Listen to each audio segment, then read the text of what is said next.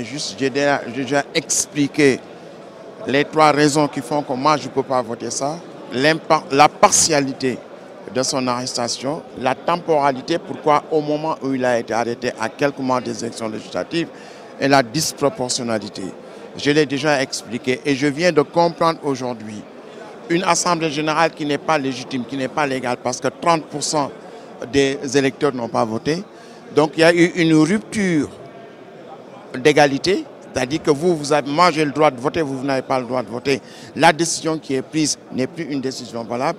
Cette même assemblée générale avec une majorité écrasante qui n'est pas une majorité qui reflète réellement le résultat des urnes, aujourd'hui crée des conditions pour maintenir en prison Khalifa Sall alors que son arrestation depuis le début n'a rien à voir avec la justice. C'est une arrestation politique pour simplement écarter des adversaires ou bien des candidats potentiels aux élections de 2019. Ça n'a aucune base juridique, c'est uniquement politique et c'est cette dimension politique-là qu'il faut avancer et c'est à cause de cette dimension politique que j'ai refusé de voter. Et je comprends maintenant aujourd'hui pourquoi le peuple allemand refuse de donner la majorité à l'Assemblée nationale à Angela Merkel.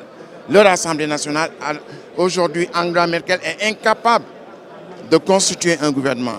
Parce que la grande expérience du peuple allemand lui a instruit que c'est extrêmement dangereux de donner une majorité à une Assemblée nationale, à un parti quel qu'elle soit.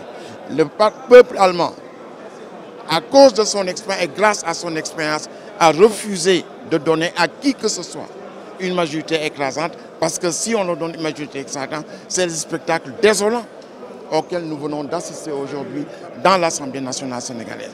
Il est grand temps que le peuple sénégalais soit conscient de ce phénomène-là et ne plus jamais donner des majorités, surtout lorsque les élections ont été biaisées.